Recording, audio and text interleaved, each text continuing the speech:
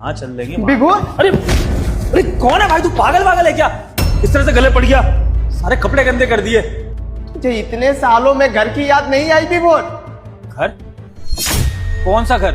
और तू कौन होता है मुझे घर की याद दिलाने वाला? है कौन तू?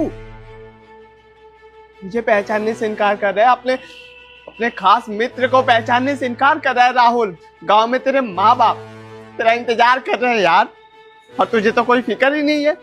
आज तू इतने सालों बाद मिला और कैसी बहकी बहकी बातें कर रहा है तू? मुझे नहीं पता तू कौन राहुल है और तू कौन से गांव और कौन सी माँ की बात कर रहा है। मेरे को लग रहा है तुझे कोई बहुत बड़ी कंफ्यूजन हो गई है। शायद तू किसी और विभोर से मिलने आया होगा। यहाँ रजिस्टर में चेक कर ले, हो सकता है तेरा कोई और विभोर दोस्त हो जो गाँव में रहता हो। मेरा तेरे ऐसा फटीचर दोस्त कभी हो ही नहीं सकता, और गाँव से मेरा कोई लेना देना नहीं है। शहर की पैदाइश है मेरी, समझा? और कौन है ये आदमी? और घर वाले, किन घर वालों की बात कर रहा है ये? तुमने तो कहा था कि तुम्हारी कोई फैमिली नहीं है, इवन तुम तो शहर से बिलोंग करते हो ना, और एक कार एक्सीडेंट में तुम्हारा पूरा परिवार तुम्हें छोड़ के चला गया। तो ये ऐसा क्यों बोल रहा है कि तुझे तेरे परिवार की याद नहीं आ रही है? कौन ये? हाँ अमृता, जो मैंने तुम्हें स्टोरी सुनाई थी वो बिल्कुल सच है। मेरा परिवार एक्सीडेंट में मर चुका है, और गांव से तो मेरा परिवार बिलोंग ही नहीं करता है। पता नहीं कहाँ से आदमी आ गया, मेरे गले पड़ गया है। मेरे को लगता है अमृता, इसको या तो कोई गलतफहमी हुई है या फिर ये कोई फ्रॉड आदमी है। जरूर पैसे हटने की कोई टेक्निक होगी, अपने को दुख भरी कहानी सुनाकर मेरे से पैसे लेना चाह रहा होगा। बस बहुत हो गया विभोर, बहुत बोल लिया तूने। ये जीते जी अपने माँ बाबूजी को मार रहा है ना, ये कौन है? शायद तेरी बीवी है। पागल बना रहा है तू इनको भी ना, जैसे अपने माँ बाप को बना रहा है। अपने माँ बाबूजी से बात कर और उन्हें बोल कि विभोर उनके लिए मर चुका है। ले बात कर, लगाऊं कल? मैं फोन फेंक के ना तोड़ दूंगा मैं, समझा? मेरे से उल्टी सीधी बकवास करी तो। इतनी देर हो गई, पहले मेरे गले लग रहा है, फिर अपने कनेक्शन बना रहा है गाँव के। अरे मेरे माँ बाप, तुझे क्या पता मेरे माँ बाप कौन है कौन नहीं है? नहीं है मेरे माँ बाप इस दुनिया में, समझा? और अब अगर तूने मेरा दिमाग खाया ना, तो ना सिर्फ फोन तोड़ूंगा, बल्कि अभी पुलिस को कॉल करूंगा और तेरे को जेल में भिजवा दूंगा, समझा? और मेरी बीवी से बिल्कुल दूर रह, इसको कोई भड़काने की जरूरत नहीं मेरे खिलाफ। आया बड़ा। अमृता, ऐसे पागलों की बातों से कभी इफेक्ट मत होना। ऐसे पागल आजकल मिलते रहते हैं शहर में और नई नई कहानियां बनाते रहते हैं पैसे हटने के लिए। तुझ पे तरस खा के ये फोन छोड़ रहा हूँ। तेरी भलाई इसी में है, ये फोन पकड़ और निकल जाए यहाँ से। किसी और के साथ ये गेम खेलियो, दोबारा मेरे सामने आ मत जाइयो। मंगा कहीं का, दफा हो यहाँ से। चलो बेबी, चलो चलो। ये विभोर ही है, पर मुझे पहचानने से इनकार कर रहे हैं। जरूर कुछ ना कुछ बात होगी कि अपने माँ बाप को तो धोखा दे ही दिया, अपनी बीवी को ही धोखा दे रहा है।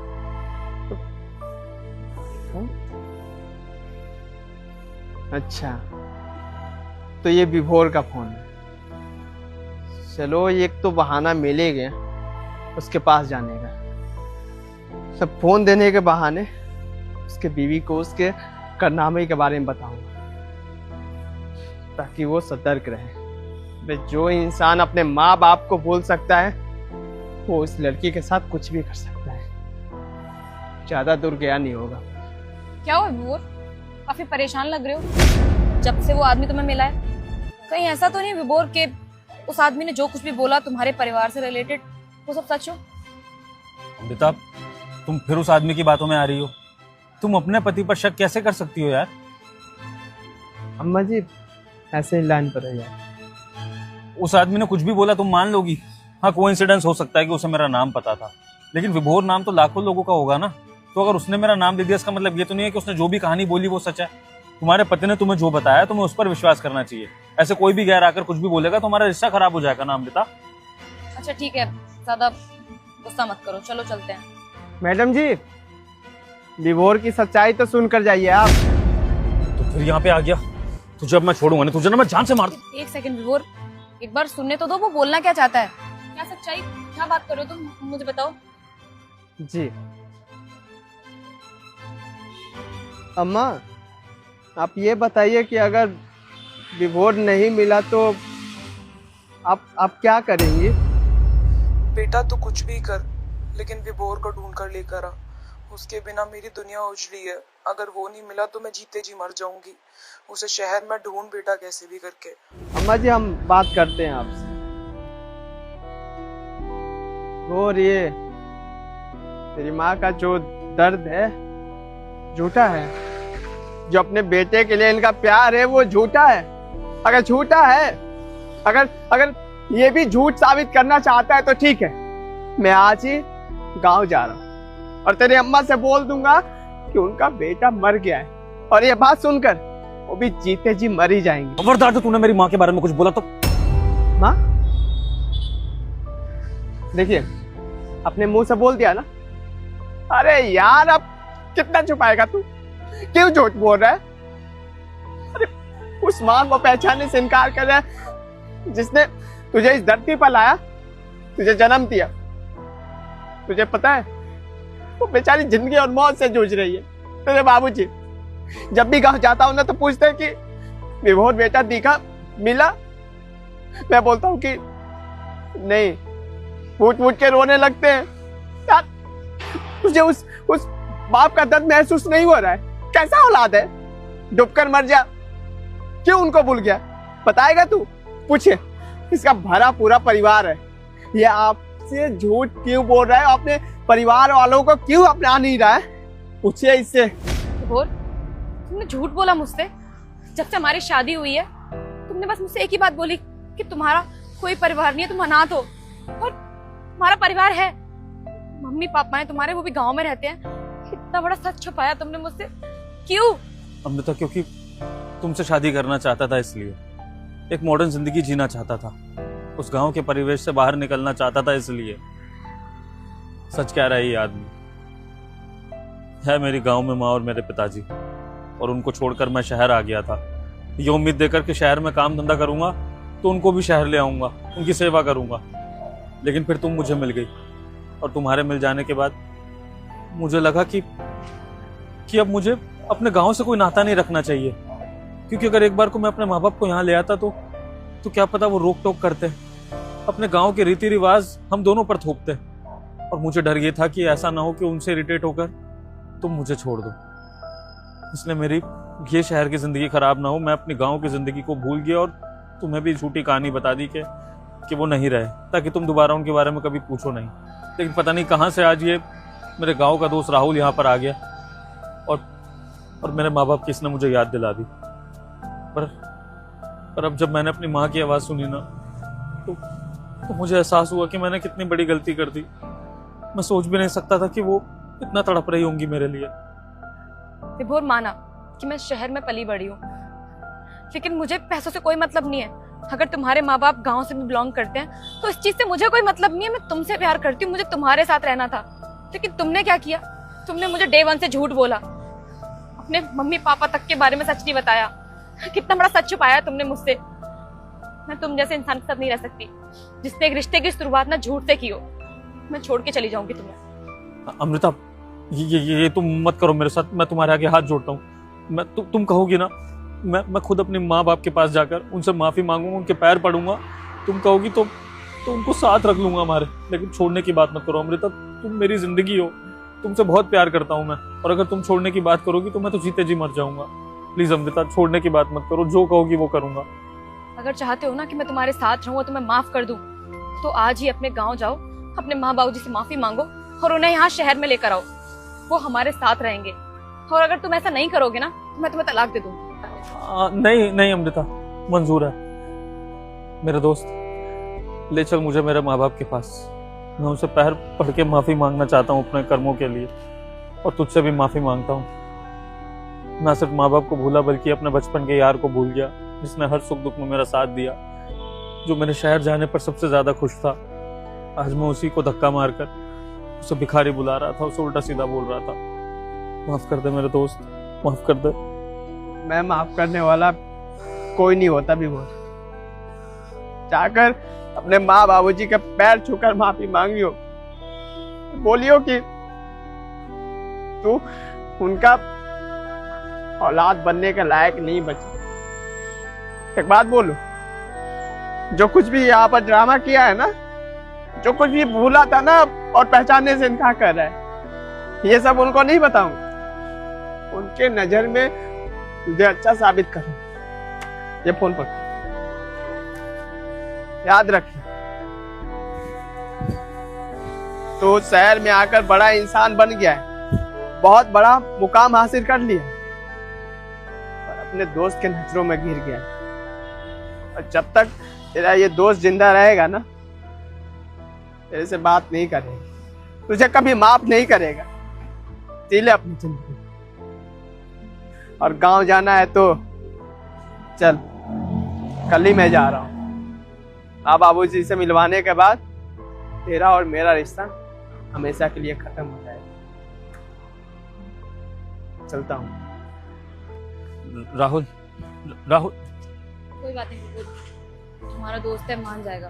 भी गुस्से में है, तुम बस गांव चलने की तैयारी करो, मम्मी पापा को मनाओ। यार ये कहाँ रह गई कैब? ये तो मेरी बहन है। कौन दे इधर? ये कौन है भैया? क्यों, तू क्या करेगा जान के?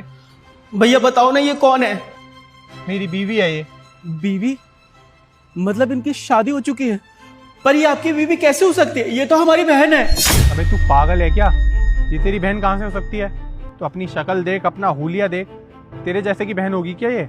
भैया आपको जो समझना है आप वो समझिए, पर आपको पता ही है हमारी बहन है, इनका नाम ना हनी है। हाँ, हनी नाम है इसका, लेकिन ये तेरी बहन कैसे हो सकती है? उसने तो बताया था वो अनाथ है। क्या उन्होंने ऐसा बोला? लेकिन उनका परिवार है। हाँ भैया आज आपके फोन में ना दीदी का फोटो देखकर मुझे बड़ा सुकून मिला। भैया मैं आपके हाथ जोड़ता हूँ, प्लीज मुझे मेरी दीदी से मिलवा दीजिए भैया, प्लीज। तुम पक्का सच बोल रहे हो ना, ये तुम्हारी बहन है? भैया हम झूठ नहीं बोल रहे, भगवान कसम ये हमारी बहन है। देख ले, अगर ये झूठ निकला ना तो पुलिस को बुलवा के तुझे जेल भिजवा दूंगा। नहीं भैया हम झूठ नहीं बोल रहे हैं, आप ना हमारी दीदी को बुलाइए, वो जब हमें देखेंगी ना तो हमें पहचान जाएंगी। अच्छा ठीक है, तुम एक काम करो, तुम वहां जाके छुपो, मैं बुलाता हूँ उसको। ठीक है भैया।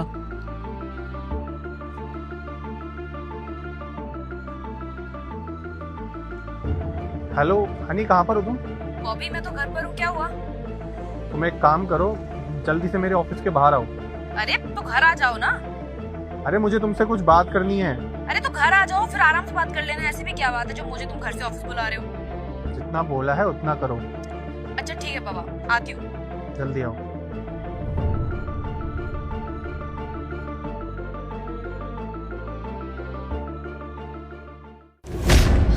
अरे बॉबी, ऐसी भी क्या बात थी जो तुमने मुझे ऑफिस के बाहर बुला लिया? घर पे आके भी तो बात कर सकते थे ना तुम। मुझे तुमसे किसी को मिलवाना था। किसी से मिलवाना है? किससे? सरप्राइज है। सरप्राइज? बॉबी तुम मुझे कितने सरप्राइजेस दोगे? डेली कोई ना कोई नया सरप्राइज देते रहते हो। अच्छा बताओ क्या सरप्राइज है? ऐसे नहीं, पहले अपनी आंखें बंद करो। अच्छा ठीक है। भाई आना जरा। दीदी, दीदी आप कहाँ चली गई थी? हमने ना जाने आपको कहाँ कहाँ नहीं ढूंढा, हम कितना परेशान हो गए थे। अरे कौन हो तुम? बॉबी कौन है ये? मैं नहीं जानती इसको, पता नहीं कहाँ से मुंह उठाकर आ गया है, और मुझे दीदी भी बोल रहा है। अबे भिखारी, थोड़ा ना दूर होकर खड़ा हो, तेरे में से स्मेल आ रही है। लेकिन हनी ये तो तुम्हें अपनी बहन बता रहा है। बहन? बॉबी तुम्हें कहाँ से लगता है कि ये भिखारी मेरा भाई हो सकता है? अरे इसकी शक्ल देखो और मुझे देखो, ये कहीं से भी कहीं तक मैच नहीं होता मुझसे। और एक बात बताओ मुझे बॉबी, कल को कोई भी भिखारी उठ के आएगा और मुझे अपनी बहन बताएगा तो तुम क्या विश्वास कर लोगे हर किसी की बात का? अरे मैं नहीं जानती इसको कौन है ये। और हाँ बॉबी एक बात और बता दूं मैं तुम्हें, ऐसे भिखारियों को ना बहुत अच्छे से जानती हूँ। ये लोग अमीर अमीर लोगों को ढूंढते हैं और उनसे रिश्ते बना के ना पैसे ऐंठने की कोशिश करते हैं, और ये भी मुझे उन्हीं में से एक लग रहा है। इसकी बातों पर भरोसा मत करना, और इसे तो धक्के मार के यहाँ से निकालो। और बॉबी रही बात मेरी फैमिली की, तो मैंने तुम्हें बताया ना उनके बारे में कि कार एक्सीडेंट में मेरे मम्मी पापा भाई बहन सब लोग मुझे छोड़ के चले गए। तो ये अचानक से मेरा भाई कहाँ से आ जाएगा? ये जरूर झूठ बोल रहा है। तुम इसकी बातों प्लीज ट्रस्ट मत करो। ये लोग ना बहुत चालू लोग होते हैं। इसने सोचा होगा कि अमीर लोग हैं, बहला फुसला के इनसे पैसे ऐंठ लूंगा, लेकिन तेरे इरादे ना यहाँ पर काम नहीं करने वाले। चल अब निकल यहाँ से। दीदी आज आप मुझे पहचानने से इनकार कर रही हैं। आपको पता है ना बाबूजी ने कितनी मेहनत करके आपको पढ़ाया लिखाया, इस मुकाम तक पहुंचाया, और वो पिछले 2 साल से परेशान है, और आज आपने बाबूजी को और मुझे पहचानने से मना कर दिया। दीदी बाबूजी ने कितनी मेहनत की, इधर उधर से पैसा लिया आपको पढ़ाने के लिए, और आज आप ऐसा करिए हमारे साथ। दीदी आपकी शहर में नौकरी क्या लगी, 2 पैसे क्या कमाने लगी, आपने अपने परिवार वालों को पहचानने से इनकार कर दिया। अरे हम लोग 2 साल से परेशान हैं और आपको तो कोई फर्क ही नहीं पड़ता है। शायद दीदी आप ना हमसे कोई मतलब ही नहीं रखना चाहते, इसलिए आपको कोई फर्क नहीं पड़ रहा। अबे ओ अपनी ना बकवास बंद कर, समझा? मैं तेरी कोई दीदी वीदी नहीं हूँ। बॉबी, मुझे लगता है जरूर इसकी बहन की शक्ल ना मुझसे मैच करती होगी, इसीलिए ये मुझे अपनी दीदी समझ रहा है। मेरी बात ना कान खोल के सुन ले, तेरे साथ भिखारी ना मेरा भाई नहीं हो सकता। अब फटाफट से यहाँ से निकल, वरना बहुत बुरा होगा तेरे साथ। एक सेकेंड, तुम कहीं नहीं जाओगे। बॉबी, ये क्या कर रहे हो तुम? इस भिखारी को यहाँ पर रोक के क्यों रखा हुआ है? प्लीज इसे जाने दो। हनी, तुम मुझे सच बता रही हो या नहीं बता रही? देखो बॉबी, सच यही है कि मैं इसको नहीं जानती हूँ और मुझे नहीं पता ये अपनी बहन क्यों बोल रहा है मुझे। क्या हनी, ये सच में तुम्हारा भाई नहीं है? नहीं बोला तो ये मेरा भाई नहीं है। अच्छा भाई, तो तुम बताओ, तुम्हारे पास कोई प्रूफ है कि ये तुम्हारी बहन है? सबूत तो है साहब, लेकिन अपनी ही बहन को पहचानने के लिए सबूत देना पड़े, उस रिश्ते का भी क्या फायदा। लेकिन साहब, हमारे पास ना हमारे फोन में हमारा, दीदी का और मम्मी पापा सबका फोटो है। हनी, क्या है ये सब? तुम तो कह रही थी ये तुम्हारा भाई नहीं है, तो इसके फोन में तुम्हारी फोटो क्या कर रही है? हाँ बॉबी, ये सच है, ये मेरा भाई है। और तू यहाँ तक आ गया मेरा पीछा करते करते। अरे तुम लोगों से बड़ी मुश्किल से जान छुड़ा के मैं यहाँ शहर में आके सेटल हुई, और तुम लोग ना कभी मेरा पीछा छोड़ने नहीं वाले। Bobby, I am really sorry जो मैंने तुमसे सच छुपाया। हाँ, ये मेरा भाई है और मेरे मम्मी पापा सब लोग गाँव में रहते हैं। तो हनी, तुमने मुझसे अब तक ये झूठ क्यों बोला? अब तक मुझसे सच क्यों छुपाया? देखो बॉबी, मैं मानती हूँ कि मैंने तुमसे इतना बड़ा सच छुपाया, लेकिन इसके पीछे ना मेरे इंटेंशंस बिल्कुल सही थे। मैं जब यहाँ शहर में पढ़ाई करने के लिए आई तो मुझे यहाँ तुम मिल गए, और धीरे धीरे मुझे तुमसे प्यार हो गया। और मुझे ये चीज़ बताने में डर लग रहा था कि मेरी फैमिली गांव से है, खेती बाड़ी करते हैं मेरे पापा। मुझे डर लग रहा था कि अगर ये सब मैं तुम्हें बताऊंगी तो कहीं तुम मुझसे दूर ना हो जाओ, रिश्ता खत्म ना कर दो। और फिर तुमने अचानक से शादी का प्रपोजल रख दिया, तो मैंने सोचा कि क्यों ना मैं एक कहानी बता दूं तुम्हें, जिसमें कार एक्सीडेंट मेरे मम्मी पापा बहन भाई सब लोग चले गए, तो मुझे थोड़ी सिंपैथी भी दे दोगे और मेरे साथ भी रहोगे। लेकिन बॉबी, सच में मैं तुमसे बहुत प्यार करती हूँ, मैं तुम्हें खोना नहीं चाहती, और ये सब भी बस मैंने तुम्हें खोने के डर से बोला था। I am really sorry. देखो हनी, एक रिश्ता ना सच की बुनियाद पर चलता है, और हमारी रिश्ते की शुरुआत ही झूठ से हुई है। तुमने मुझसे आज तक ये सच छुपाया कि तुम्हारा कोई परिवार नहीं है, लेकिन ये है तो सही तुम्हारा भाई, और गांव में तुम्हारा पूरा परिवार। तो मैं तुम पे कैसे भरोसा कर सकता हूँ? और हनी, पता है, मैं उस टाइप का लड़का हूँ ही नहीं कि तुम्हारे बैकग्राउंड को देख के तुमसे प्यार करूँ। अगर मैं तुमसे प्यार करता हूँ तो तुम्हें हर हालत में अपनाऊंगा। लेकिन हनी, तुमने मुझसे बहुत बड़ा झूठ बोला है, तुमने मेरा भरोसा तोड़ दिया। Bobby, I am really sorry, लेकिन सच में मेरे झूठ की वजह से मुझे छोड़ना मत। मैं तुमसे बहुत प्यार करती हूँ, मैं नहीं रह पाऊंगी तुम्हारे बिना बॉबी। हनी, अब मैं तुम्हें तभी माफ कर सकता हूँ जब तुम अपनी फैमिली के पास जाओगी, उन्हें यहाँ शहर लाओगी और उन्हें अपनाओगी, तभी मैं तुम्हें अपना सकता हूँ। ठीक है बॉबी, जैसा तुम बोलोगे मैं वैसा करूंगी। मैं आज ही मम्मी पापा को कॉल करूंगी और उन्हें यहाँ शहर में बुला लूंगी। ठीक है, तुम इसे घर लेके जाओ, मैं आता हूँ थोड़ी देर में। चल भाई, घर चलते हैं।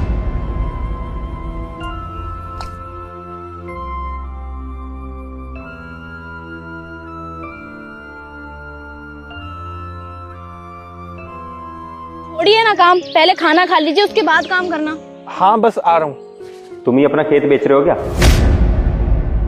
जी साहब, हम ही हैं। लेकिन इतनी अच्छी जमीन है, इसे बेच क्यों रहे हो?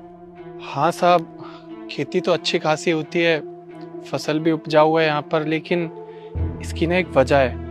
हमने ना बैंक से लोन ले रखा है, तो उसका ब्याज चुका नहीं पा रहे हैं, इसीलिए ये खेत बेचना पड़ रहा है। और इससे बड़ी एक और वजह है, ये ना हमारी बीवी है और पढ़ाई कर रही है, तो कॉलेज के लिए ना पैसा भरना है, जो कि हमारे पास अभी नहीं है, इसलिए ये खेत बेचना पड़ रहा है। क्या तुम्हारी बीवी पढ़ाई करती है? हाँ साहब, वो 12वीं के बाद कौन सी पढ़ाई होती है बताओ? जी, ग्रेजुएशन। वो हम ग्रेजुएशन कर रहे हैं। तुम पढ़ाई करती हो और तुम्हारा हस्बैंड यहाँ पे खेती करता है? वाह भाई।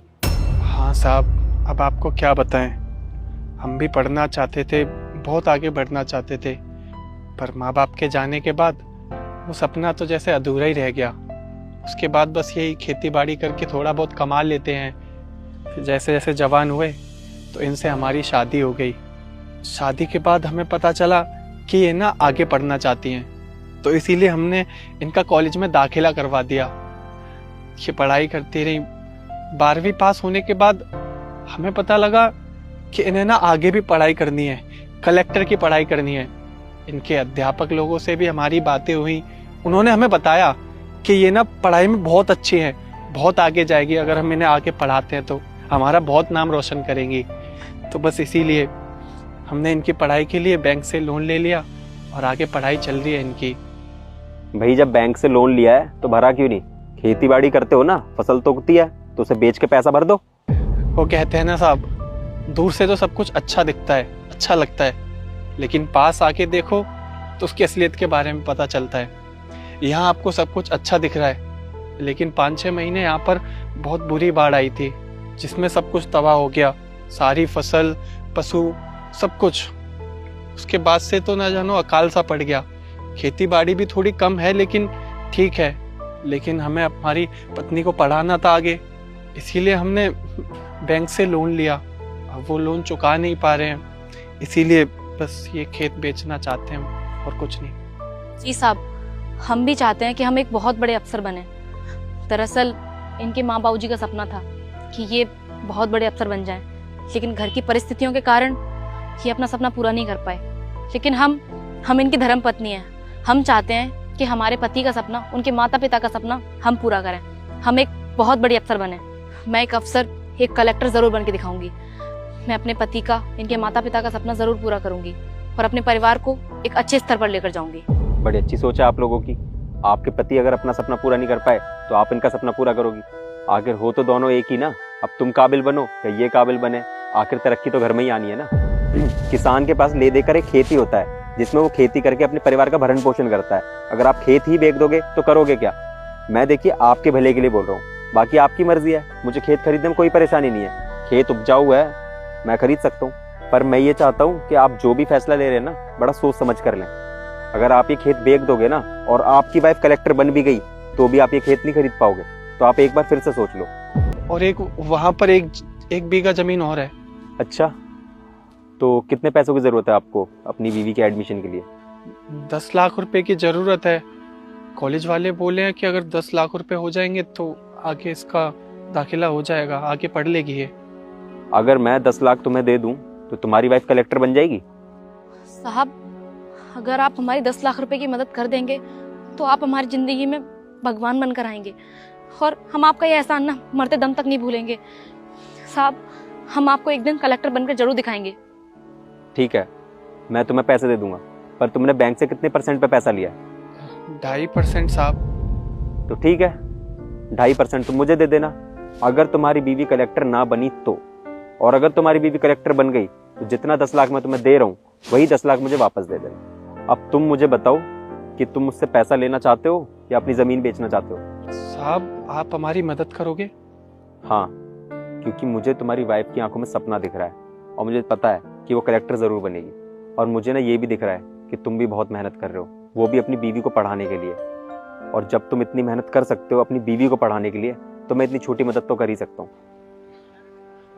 आपको पता है साहब, हमारे खून के रिश्तों ने भी हमारी मदद करने से मना कर दिया और ऐसे वक्त में आप हमारी मदद करने के लिए आए। आप सच में हमारे लिए भगवान का रूप हो। ये सब जानने के बाद में हमारे अपनों ने हमारा साथ छोड़ दिया। ऐसी मुश्किल में अपने भी साथ नहीं देते, वो भी मजबूरी का फायदा उठाते हैं। लेकिन आप हमारी मदद करोगे तो आपका एहसान हम कभी नहीं भूलेंगे। अरे नहीं, ये तुम्हारी बीवी का सपना है जो कि तुम्हारा भी सपना है। और जरूरी नहीं है कि कोई गरीब बड़ा सपना नहीं देख सकता या उसे पूरा नहीं कर सकता। मैंने तुम्हारी बीवी की आंखों में देखा है और वो जरूर कर लेगी। अच्छा, एक काम करो, तुम मेरे साथ आओ, मैं तुम्हें पैसे दे देता हूँ, फिर तुम अपनी बीवी का एडमिशन करा लेना। जी साहब, चलो। यार, तू ना मेरी शादी का छोड़, तू मुझे अपनी शादी का बता। तू किससे शादी कर रही है, राहुल से या फिर करण से? मैडम, देख यार, Rahul is handsome but Karan is rich. Madam, देख, अगर मैं तेरी जगह होती ना तो मैं डेफिनेटली ना करण को चूज करती। मैडम, और नहीं तो क्या। मैडम। हाँ भैया, क्या प्रॉब्लम है आपकी? इतनी देर से क्या मैडम मैडम लगा रखा है आपने? आपको दिखाई नहीं दे रहा कि मैं कॉल पे बात कर रही हूँ? वो दरअसल मैडम, हम आपसे बहुत देर से कुछ कहना चाह रहे हैं, लेकिन आप फोन पे बात कर रही थी तो you have to be patient ना। जी। अंशी, जस्ट गिव मी 5 minutes। हाँ, आई कॉल यू। हाँ बताओ, क्या प्रॉब्लम है आपकी? इतनी देर से आप मुझे क्यों परेशान कर रहे हैं? आपको दिखाई नहीं दे रहा था कि मैं कॉल पे बात कर रही हूँ? जरूरी बात थी मैडम। जरूरी बात, वो भी तुम्हारी। तुम्हें क्या लगता है कि जो मैं कॉल पे बात कर रही थी वो जरूरी नहीं था? क्या प्रॉब्लम है तुम्हारी?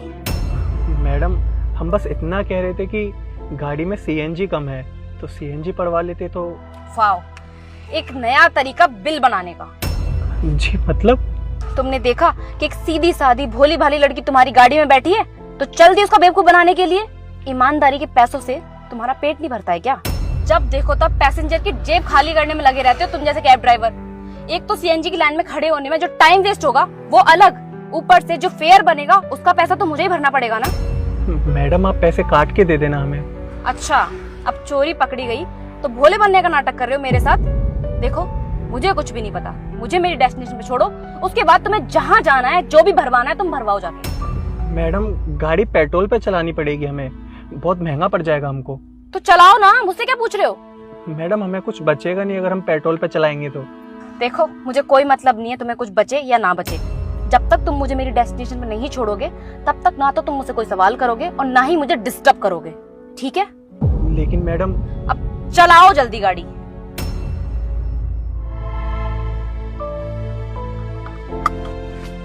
हाँ अंशी, हम क्या बात कर रहे थे? हाँ, शादी की बातें कर रहे थे। तो सुन,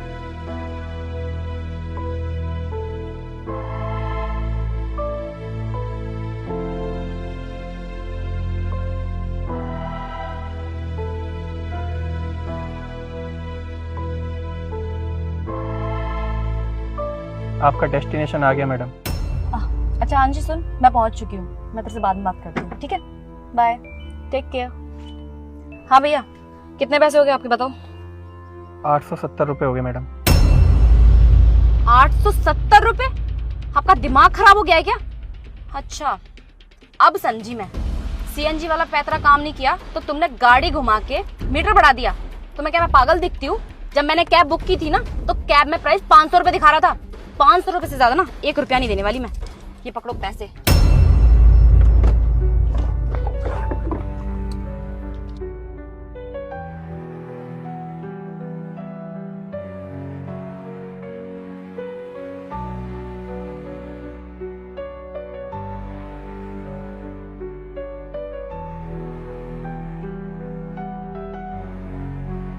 एक्सक्यूज मी मैडम। क्या है? अब क्या प्रॉब्लम है? आपको कुछ कहना चाहता था। बोलो। वो क्या है ना मैडम, पहले तो मैंने सोचा कि आपको कुछ ना कहूं, फिर मेरे मन में एक बात आई, अगर आज मैंने आपको ये बात नहीं कही ना तो ना जाने कितने कैब ड्राइवर मेरी तरह चोर और बेईमान साबित होंगे। आप जानती है मैडम, जब आपने कैब बुक करी थी ना तो वहां पर मेरे अलावा कोई और नहीं था। पहले मैंने सोचा कि सीएनजी भरवा लेता हूं, फिर मेरे दिमाग में एक बात आई, अगर मैंने ये बुकिंग कैंसिल कर दी तो आप घर कैसे जाएंगी? वहां पर मेरे अलावा कोई और था ही नहीं। इसीलिए मैंने आपकी बुकिंग एक्सेप्ट कर ली। मैडम, हमने एक कैब ड्राइवर होने के नाते अपना फर्ज बहुत अच्छे से निभाया, लेकिन क्या आपने एक पैसेंजर होने के नाते अपना फर्ज निभाया? लेकिन मैडम आपने मेरे साथ क्या किया? आपने मुझसे बदसलूकी से बात की, बदतमीजी से बातें करी, मुझे चोर साबित कर दिया। मैडम, सीएनजी भरवाना मेरी प्लानिंग नहीं, मेरी मजबूरी थी। क्योंकि मैडम अगर हम पेट्रोल के ऊपर पैसेंजरों को छोड़ के आने लगे उनकी लोकेशन पर तो हमको तो कुछ बचेगा ही नहीं, फिर तो हमें कैब चलाना बंद करना पड़ेगा। मैडम, पेट्रोल आता है 100 रुपए लीटर और गाड़ी एवरेज देती है 10 का। अगर हम उसमें 500 रुपए का भी पेट्रोल डलवाते हैं तो गाड़ी चलेगी 50 किलोमीटर और कंपनी उसमें से 30% काट लेती है, 150 रुपए समथिंग। और फिर हमारे पास क्या बचेगा? इसमें से बस 350 रुपए। अब मैडम 350 रुपए में से 100 रुपए तो टैक्स देना पड़ता है, फिर हमारे पास कितना बचा? 250 रुपए। अब उन 250 रुपए में से भी आपको मैं 20 किलोमीटर छोड़ने आया, वो भी पेट्रोल पर, मतलब 200 रुपए इसमें खर्च हो गए, तो हमारे पास क्या बचा? सिर्फ 50 रुपए। अब मैडम इन 50 रुपए में हम आपकी इतनी बदसलूकी तो नहीं सहेंगे ना। तो मैडम आपको आपके पैसे मुबारक और हमें हमारी इज्जत।